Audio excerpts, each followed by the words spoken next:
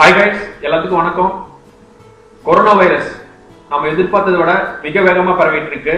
இந்த மாதிரி டைம்ல நம்ம ரொம்ப எச்சரிக்கையா இருக்கிறது அவசியம். உங்களை நீங்களே தனிமைப்படுத்திக் கொள்ள அப்படின்னா இந்த உலகம் உங்களை தனிமைப்படுத்திடும். Stay home, stay alone, stay happy with algo investments. Algo investments பங்குச்சந்தை பற்றிய விழிப்புணர்வுக்காக கிரியேட் பண்ண ஒரு யூடியூப் சேனல். வாங்க வீடியோக்குள்ள போலாம். இன்னைக்கு வீடியோல நாம் என்ன பார்க்க போறோம் அப்படின்னா, இந்தியாவின் வெற்றிகரமான முதலீட்டாளர் மோனிஷ் ஒப்ராய். அவரு ஒரு கம்பெனில 26.7 லட்சம் ஷேர் வாங்கியிருக்காரு. எப்ப அப்படின்னு பாத்தீங்கன்னா மார்ச் 2020 குவார்டர்ல. அது என்ன கம்பெனி, அந்த கம்பெனியோட ஃபண்டமெண்டல்ஸ் எப்படி இருக்கு அப்படிங்கறத இந்த வீடியோல அனலைஸ் பண்ணலாம் வாங்க. அது என்ன கம்பெனி அப்படின்னு பாத்தீங்கன்னா எடல்வைஸ் பினான்சியல் சர்வீசஸ். இதுதான் எடல்வைஸ் பினான்சியல் சர்வீஸோட ஓவரால் கூகுள் கிராஃப். இப்போ இந்த கம்பெனியை ஃபண்டமெண்டலா அனலைஸ் பண்ணலாம் வாங்க. 2019 ஆண்டு நிதி அறிக்கையின்படி அந்த பங்கோட உண்மையான மதிப்பு என்னன்னு பாத்தீங்கன்னா 300 ரூபா. ஆனா இன்னைக்கு வர்த்தகம் ஆயிட்டு இருக்க விலை எவ்வளவுன்னு பாத்தீங்கன்னா 38 ரூபா. உங்களுக்கு எளிமையா புரியணும் அப்படின்னா 300 ரூபா பொருள் 38 ரூபாய்க்கு கிடைக்கிற மாதிரி. இவ்வளவு சீப்பா கிடைச்சா வாங்கலாமான்னு கேட்டா வாங்கலாம். பட் இதை ஒரே ஒரு கண்டிஷனை மட்டும் பேஸ் பண்ணிட்டு வாங்கக்கூடாது. மற்ற ஃபண்டமெண்டல் ரீசன்ஸ் எப்படி இருக்கு அப்படின்னு பார்த்துட்டு முடிவு பண்ணலாம். ஒரு கம்பெனில இன்வெஸ்ட் பண்றதுக்கு முன்னாடி நம்ம செக் பண்ண சொன்ன வேல்யூ பிளஸ் 10 பாயிண்ட்ஸ். இதுக்கான அர்த்தம் தெரியல அப்படின்னா மேல இருக்க ஐ ஐகான் பிரஸ் பண்ணி தெரிஞ்சுக்கோங்க. இப்போ இந்த வேல்யூ பிளஸ் 10 பாயிண்ட்ஸை எடல்வைஸ் ஃபண்டமெண்டல்ஸோட கம்பேர் பண்ணி பார்க்கலாம்.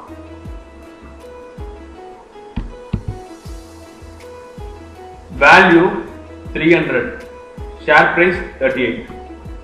எந்த அளவுக்கு வேல்யூ ஷேர் பிரைஸை விட அதிகமா இருக்கோ அந்த அளவுக்கு அந்த பங்கு ஏற்றதுக்கான வாய்ப்பு அதிகம். சேல்ஸ் கான்ஸ்டன்டா இன்க்ரீஸ் ஆயிருக்கணும். அந்த வகையில கடந்த 5 வருஷமா கான்ஸ்டன்டா இன்க்ரீஸ் ஆயிட்டு இருக்கு. கடைசி ஒரு வருஷத்துக்கு மட்டும் அந்த சேல்ஸ் கொஞ்சம் கம்மியா இருக்கு, ப்ராஃபிட்டும் கம்மியா இருக்கு. அது ஏன்னு மட்டும் நீங்க செக் பண்ணிக்கோங்க. இபிஎஸ் ஏர்னிங்ஸ் பெர் ஷேர் அப்படின்னு சொல்லுவாங்க. இது பாசிட்டிவா இருந்துச்சு அப்படின்னா கம்பெனி லாபம் அடைஞ்சிட்டு இருக்காங்க அப்படின்னு அர்த்தம். நெகட்டிவ்ல இருந்துச்சுன்னா கம்பெனி நஷ்டம் அடைஞ்சிட்டு இருக்காங்க அப்படின்னு அர்த்தம். அந்த வகையில இந்த கம்பெனி லாபம் ஈட்டிட்டு தான் இருக்கு. ஸ்டாண்டர்ட் கன்சல்டேட்டட், நம்ம கன்சல்டேட்டட் பார்த்து தான் வேல்யூஸ் போட்டிருக்கோம். பிஇ ரேஷியோ 7க்கு கம்மியா இருந்துச்சுன்னா அந்த பங்கு வளர்ச்சிக்கான வாய்ப்பு ரொம்ப அதிகம். 7 to 14 ஆவரேஜ், 14 to 20 இருந்துச்சு அப்படின்னா ஓகே. ஒருவேளை பிஇ ரேஷியோ 20க்கு மேல இருந்துச்சு அப்படின்னா அதுல இன்வெஸ்ட் பண்ணலாமா வேண்டாமான்னு நீங்க தான் முடிவு பண்ணணும். இந்த பங்கோட PE ratio 8.23 average. Market cap சந்தை மதிப்பு 1000 கோடிக்கு கீழே இருந்துச்சுன்னா ஸ்மால் கேப், 1000 கோடியில இருந்து 10,000 கோடி வரைக்கும் இருந்துச்சுன்னா மிட் கேப், 10,000 கோடிக்கு மேல இருந்துச்சுன்னா லார்ஜ் கேப். இது எங்க கிரைட்டீரியா தான். அந்த வகையில இந்த கம்பெனி வருது 3,564 crores. ஸோ நல்ல விஷயம். டெப்ட் அதாவது கடன். கடன் வந்து 50% ஆஃப் மார்க்கெட் கேப் இருந்துச்சு அப்படின்னா நல்லது அப்படிங்கிறது நம்ம கிரைட்டீரியா. அதை கேட்டகரைஸ் பண்ணியிருக்கோம்.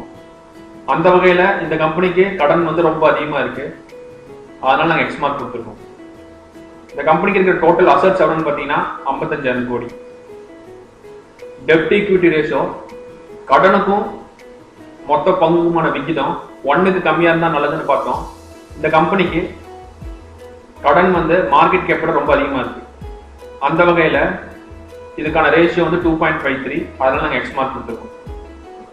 ரிசர்வ்ஸ் கஷ்ட காலத்துக்கு தேவையான பணம் எவ்வளவு வச்சிருக்காங்க பாத்தீங்கன்னா 7,500 கோடி வச்சிருக்காங்க. இதுவும் நல்ல விஷயம். Book value total assets minus total liabilities by total number of shares. இவங்க கிட்ட இருக்க மொத்த சொத்துல இருந்து மொத்தம் கடன்பாடுகள் இதெல்லாத்தையுமே மைனஸ் பண்ணி வர வேல்யூவை டோட்டல் நம்பர் ஆஃப் ஷேர்ஸ் கூட வகுத்தா வர வேல்யூ தான் புக் வேல்யூ.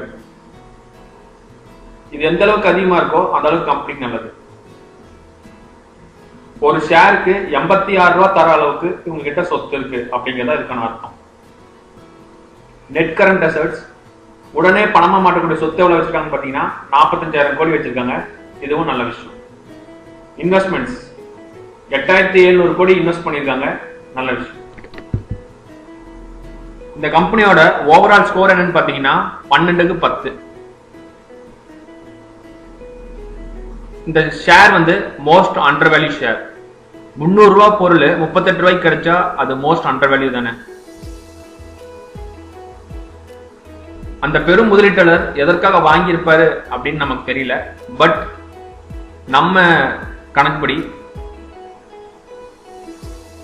இந்த பங்கு கடனை தவிர மற்றபடி ஃபண்டமெண்டலா ஸ்ட்ராங் அப்படின்னு தான் சொல்லணும். இதுல முதலீடு பண்ணலாமா வேண்டாமான்னு நீங்க தான் முடிவு பண்ணணும். இவ்வளவு பெரிய முதலீடு பண்ணிருக்காரு அப்படின்னு நீங்க முதலீடு பண்ணணும்னு அவசியம் இல்லை. எதுக்கோ 1க்கு 2 டைம் செக் பண்ணிட்டு இந்த கம்பெனிக்கு ஃபியூச்சர்ல ஸ்கோப் இருக்கா, இது கொரோனா வைரஸ்னால எந்த அளவுக்கு இவங்க பிசினஸ் பாதிக்கும் அப்படின்னு செக் பண்ணிட்டு இன்வெஸ்ட் பண்றது புத்திசாலித்தனம். உங்க பணம் உங்க ரிஸ்க், நல்லா யோசிச்சு முடிவெடுங்க. அவர் opinion for this big.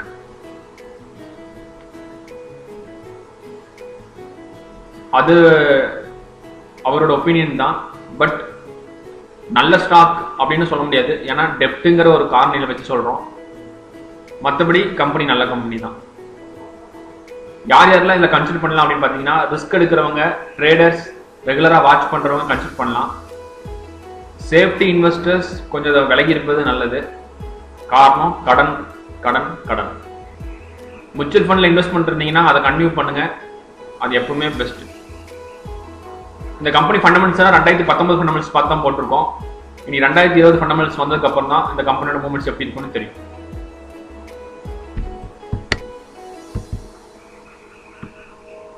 Disclaimer, this is only for educational purpose.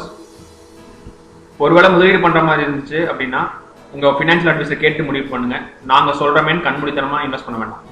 நீங்க எடுக்கிற எந்த முடிவுக்கும் நாங்க பொறுப்பு இல்லை. பங்குச்சந்தை விழிப்புணர்வுக்காக பங்கு அரேஞ்ச் பண்ணி வெளியிடுறோம். பொதுமக்களோட முதலீட்டு அறியாமையை போக்குறது எங்க நோக்கம். காரணமே இல்லாம ஒரு பங்கு ஏறாது, காரணமே இல்லாம ஒரு பங்கு இறங்காது. நல்லா தெரிஞ்சுக்கோங்க. கற்றுக்கொள்ள மட்டும் தயாரா இருந்தீங்க அப்படின்னா இந்த உலகமே உங்க காலடியில தான். எங்க வீடியோ பிடிச்சிருந்தா லைக் பண்ணுங்க. ஏதாச்சும் டவுட் இருந்தா கமெண்ட் செக்ஷன்ல கேளுங்க. யாருக்காச்சும் யூஸ்ஃபுல் ஆகும் அப்படின்னு நினைச்சீங்கன்னா ஷேர் பண்ணுங்க. மறக்காம எங்க சேனலை சப்ஸ்கிரைப் பண்ணிக்கோங்க. அப்படியே பக்கத்துல இருக்க பெல் ஐக்கான் கிளிக் பண்ணிக்கோங்க. ஃபியூச்சர்ல நாங்க போற வீடியோஸ் மிஸ் பண்ணாம பார்க்கலாம். தேங்க்ஸ் ஃபார் வாட்சிங். Have a nice day. Jai Hind. Previous வீடியோஸ்க்கான லிங்க்ஸ் நாங்க பிளேலிஸ்ட்ல கொடுத்துருக்கோம். அதை பார்த்து உங்க முதலீட்டு அறிவை வளர்த்துக்கோங்க. பாய் பாய், டேக் கேர்.